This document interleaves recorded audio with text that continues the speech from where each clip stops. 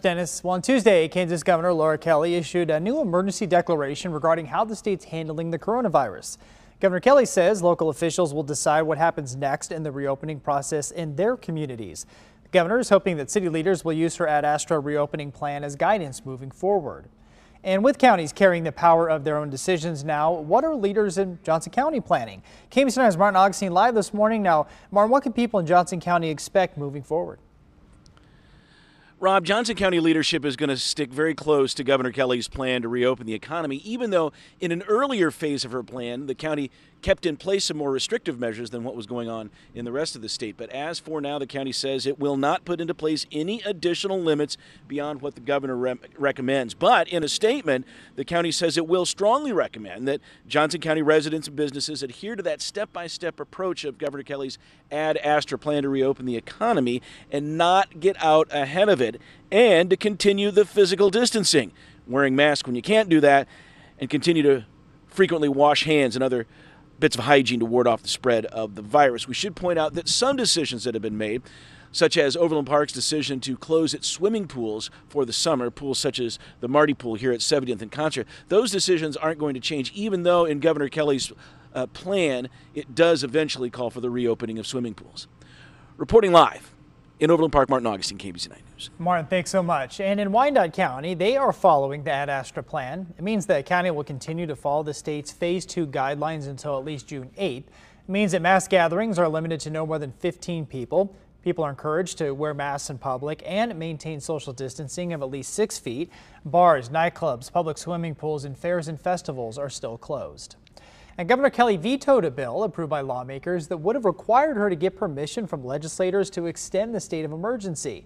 She also called the legislature back into special session on June 3rd to tackle coronavirus measures. Meanwhile, at 8:04, fallout continues after this video showing a massive pool party at Lake of the Ozarks. It's now prompted both Missouri and Kansas Health Department directors to call for self-quarantine of the attendees. And a doctor at KU Med says that more than just the partiers could be at risk. Dr. Dana Hawkinson says there's a small chance that people who were in the vicinity but not at the parties could be exposed. We know that this virus can spread with clinical efficiency and is almost hyper-contagious. And so we have to expect that the virus is going to be able to spread easily in that type of situation. As health officials are weighing in on the Lake of the Ozarks video and talking about self-quarantines, the owner of that business that hosted the party is responding. KBC 9's Matt Evans has a look at what the owner of Backwater Jacks is saying about the party at the center of the viral video. Matt. Rob, in a statement issued yesterday, the owner of Backwater Jacks is defending his decision and really defending all the decisions that he made over the course of this Memorial Day weekend after we saw those pictures and videos online of people at his establishment that were disregarding public health recommendations, and they were seen by millions of people all across the country. Owner Gary Pruitt maintaining that he broke no laws, saying that it is not a crime to break social distancing guidelines. He also said there were some precautions in place during that pool party, saying medical staff hired by the bar checked temperatures of people at both ends of the pool, and anyone with a fever over 100.4 wasn't allowed inside. Hand sanitizer was also readily available. Pruitt went on to say in that statement, quote, "We understand that there are many emotions and feelings involved on every side of the pandemic situation. For our loyal customers who stand in support, thank you. For our customers we may have lost, thank you for your previous patronage. We hope to win your business back in the future."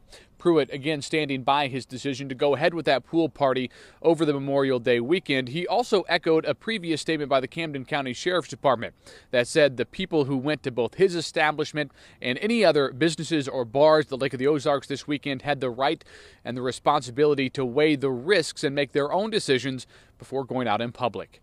Reporting live this morning, Matt Evans, KBC 9 News. Matt, thanks so much. Well, after restarting production last Monday at the Fort Clay Como plant, some workers are now being asked to self-quarantine. This all comes after an employee tested positive for COVID-19. Production at the plant was temporarily stopped on Tuesday. The company said it closed the transit side of the plant for a deep cleaning.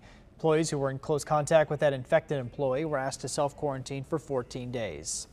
We are tracking the new number of coronavirus cases in the metro area. 84 new cases were reported Tuesday night in the 9-county area. More than half of those new cases are in Kansas City, Missouri, including one new COVID-19 related death. In Missouri, 7.6% of all tests have come back positive. In Kansas, the percentage of tests that are coming back positive is now 6.9%.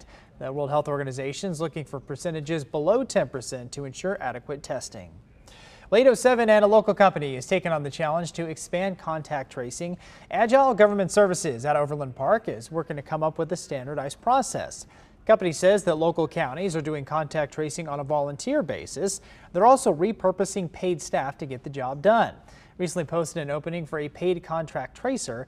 800 people apply within 4 days. If you're interested, you can head to agilegovernmentservicesinc.com. And Apple and Google are also working to develop new contact tracing apps, but what could that mean for your privacy? Our Chief National Consumer Correspondent, Jeff Rawson, will look into that tonight on Rawson Reports. And more help could be coming for small businesses. Jared Hill is in our Washington Bureau with a closer look at what's happening on Capitol Hill today. So the focus at this point is changing the aid for small businesses. The House is set to use a new remote voting system to make that happen and also to comply with social distancing. But a lawsuit from Republicans may try and block that. They filed that suit against Speaker Pelosi last night, calling the vote by proxy system unconstitutional, arguing it gives too much power to too few people. This would be used to vote on some changes to the payroll protection program, giving small businesses more time to spend the money and more flexibility on how it can be used. As far as future aid goes, Senate Majority Leader Mitch McConnell isn't interested in the House's $3 trillion package, but he's also not ruling out more help. There's still a likelihood that more will be needed. In my view, it ought to be very carefully targeted. Republicans are reportedly considering a bonus for unemployed people who go back to their jobs as a way to replace that $600 per week jobless benefit. It's something that the White House apparently is also at least somewhat interested in. Reporting in Washington, I'm Jared Hill.